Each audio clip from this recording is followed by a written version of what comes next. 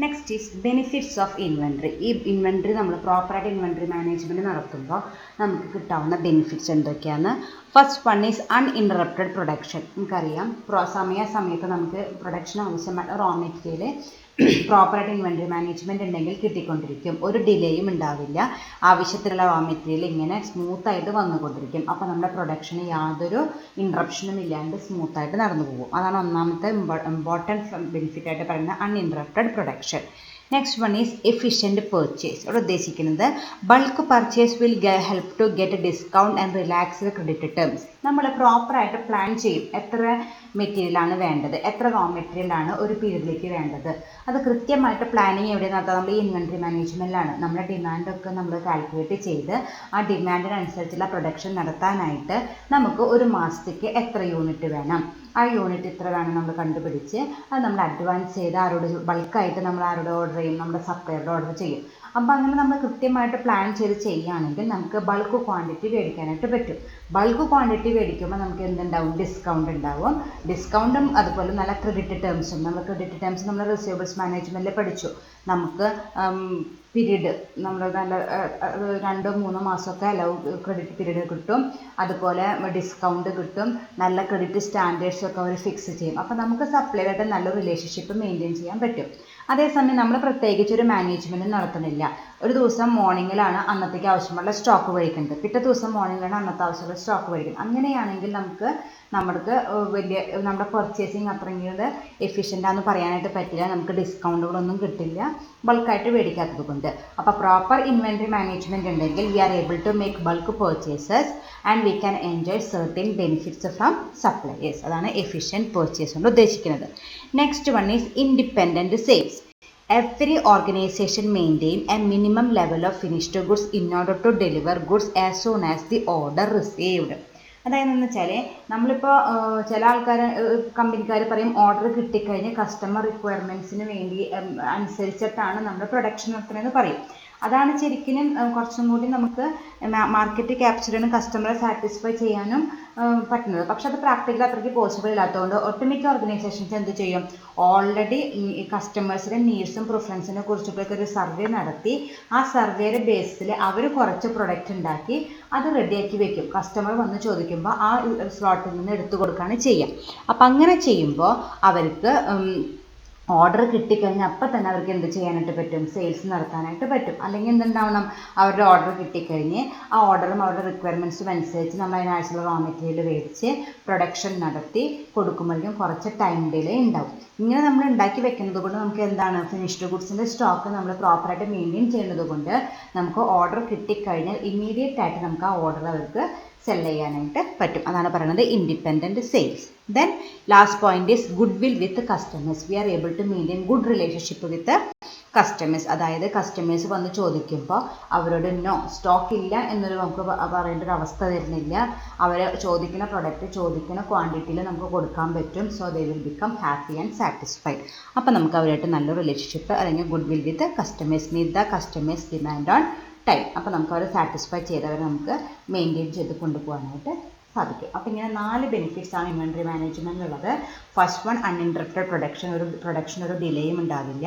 Then efficient purchase, we are able to make bulk purchases with proper planning.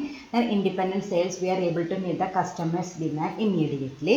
Then good will with customers, that is we are able to meet the demand on time. നമുക്ക് അവർ ചോദിച്ച സമയത്ത് നമുക്ക് അവരുടെ demand meet ചെയ്യാനായിട്ട് പറ്റുന്നുണ്ട്.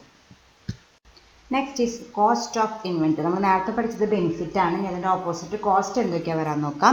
First one is ordering cost. ഞാൻ നേരത്തെ ഒബ്ജക്റ്റീവ്സ് പറഞ്ഞപ്പോൾ നമ്മൾ പറഞ്ഞിരുന്നു ഓർഡറിങ് കോസ്റ്റും ക്യാരിയിങ് കോസ്റ്റും ഒക്കെ നമ്മൾ മിനിമത്തിൽ മെയിൻറ്റെയിൻ ചെയ്യുന്നുണ്ട്.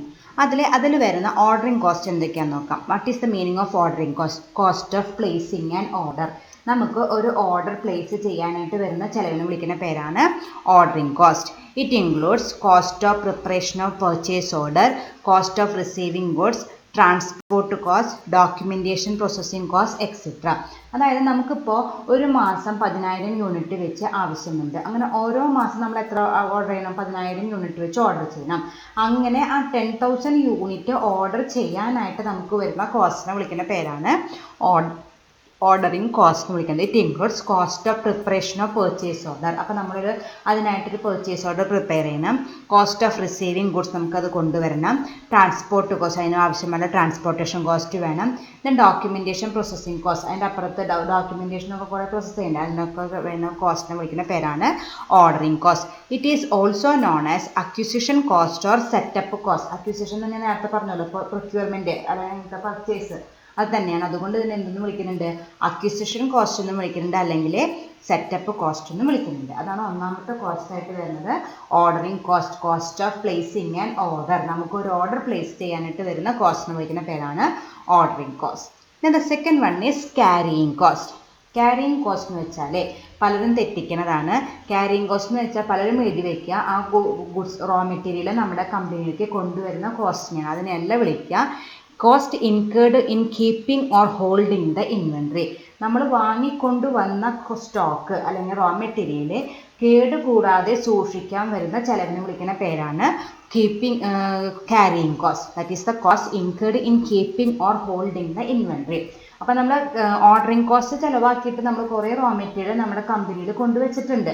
ഇനി അതെന്ത് ചെയ്യണം? പ്രൊഡക്ഷൻ എടുക്കുന്നത് വരെ കേടുകൂടാതെ സൂക്ഷിക്കണം. അതിന് നമ്മൾ ചിലവാക്കുന്ന ക്യാഷിന് വിളിക്കുന്ന പേരാണ് ക്യാരിയിങ് കോസ്റ്റ് എന്ന് വിളിക്കുന്നത്. It includes storage cost. Warehouse, നമ്മൾ വെയർഹൗസിലാണ് സാധാരണ ഗുഡ്സൊക്കെ എടുത്ത് വയ്ക്കുക. അപ്പോൾ അതിന് വരുന്ന സ്റ്റോറേജ് കോസ്റ്റ്. ഹാൻഡ്ലിംഗ് കോസ്റ്റ്, ഇത് അങ്ങോട്ടും ഇങ്ങോട്ടും മാറ്റി വയ്ക്കണം. നമ്മുടെ ഒരു പ്രൊഡക്ഷൻ ഡിപ്പാർട്ട്മെൻറ്റ് വെയർഹൗസിൽ നിന്ന് പ്രൊഡക്ഷൻ ഡിപ്പാർട്ട്മെൻറ്റിലേക്ക് എത്തിക്കണം, അവിടെ നിന്ന് ഫിനിഷ്ഡ് ഗുഡ്സ് അതിന് ശേഷം സ്റ്റോറേജിലേക്കൊക്കെ എത്തിക്കണം. അപ്പോൾ അങ്ങനെ വരുന്ന കോസ്റ്റ്. ദെൻ ഇൻഷുറൻസ്, നമ്മുടെ വെയർഹൗസിനൊക്കെ ഇൻഷുറൻസ് എടുക്കും. കാരണം ബൈ ചാൻസ് എന്തെങ്കിലും ഒരു ഫയർ എങ്ങാനും ഉണ്ടായാൽ അടുത്ത സ്റ്റോക്കൊക്കെ കത്തിപ്പോയാൽ നമുക്ക് നഷ്ടം ഉണ്ടാവും. അപ്പോൾ നമ്മൾ ഇൻഷുറൻസ് എടുക്കും. സെക്യൂരിറ്റി കോസ്റ്റ്, ഫയർ സിസ്റ്റം, അതുപോലെ ബാക്കി എല്ലാ പ്രിക്കോഷൻസും നമ്മൾ എടുത്തിട്ട് വേണം നമ്മളത് ചെയ്യാനായിട്ട്. അപ്പോൾ ഇങ്ങനെ വരുന്ന കോസ്റ്റിനെ വിളിക്കുന്ന പേരാണ് ക്യാരിയിങ് കോസ്റ്റ്. തെറ്റിക്കരുത്.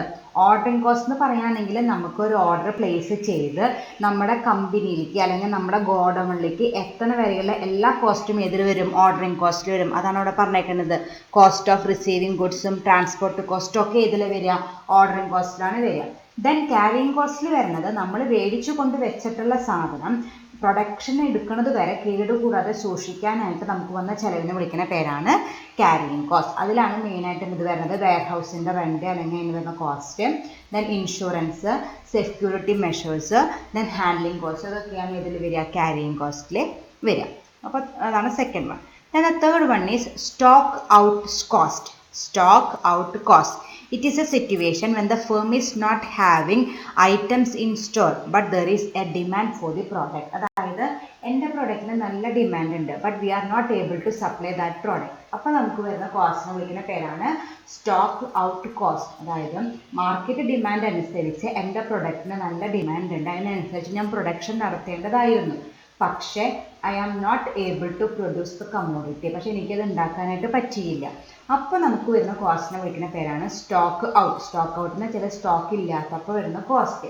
അവിടെ മെയിനായിട്ട് വരുന്ന കോസ്റ്റ് എന്ന് വെച്ചാൽ നമ്മൾ കസ്റ്റമേഴ്സിനെ ഡിസാറ്റിസ്ഫൈ ചെയ്യുക എന്നുള്ളത്. സപ്പോസ് ഒരു കസ്റ്റമർ വന്നിട്ട് എൻ്റെ പ്രൊഡക്റ്റ് വന്ന് ചോദിക്കുമ്പോൾ നമ്മൾ അവരോട് എന്ത് പറയും? സ്റ്റോക്ക് ഇല്ല എന്ന് പറയണം. അങ്ങനെ സ്റ്റോക്ക് ഇല്ല എന്ന് പറയുമ്പോൾ ദേ will become unhappy or dissatisfied. Customers dissatisfied ആവും, നമുക്ക് ആ കച്ചവടം പോയി. ദെൻ ആ കസ്റ്റമർ പോയിട്ട് വേറെ ആൾക്കാരോട് പറയും ആ പ്രോഡക്റ്റ് കിട്ടില്ല കേട്ടോ. അപ്പോൾ അങ്ങനത്തെ നമ്മുടെ കുറേ കസ്റ്റമേഴ്സ് നമുക്ക് നഷ്ടമാകും. ആ കോസ്റ്റിനെ വിളിക്കുന്ന പേരാണ് stock out cost. It is A situation when the firm is not having the items in stores but there is a demand for the product. നമുക്ക് പ്രൊഡക്റ്റിന് ഡിമാൻഡ് ഉണ്ട് but there is no stock of finished goods. നമ്മുടെ finished goods ഇപ്പോൾ സ്റ്റോക്കിലില്ല. അപ്പം നമുക്ക് വരുന്ന കോസ്റ്റിനെ വിളിക്കുന്ന പേരാണ് സ്റ്റോക്ക് ഔട്ട് കോസ്റ്റ്. ഓക്കെ, അപ്പോൾ ഇങ്ങനെ 3 കോസ്റ്റാണുള്ളത്: ordering cost, carrying cost, stock out cost. അപ്പോൾ നേരത്തെ പഠിച്ചത് ബെനിഫിറ്റ് പഠിച്ചു, ഇപ്പോൾ കോസ്റ്റും പഠിച്ചു. Okay, thank U.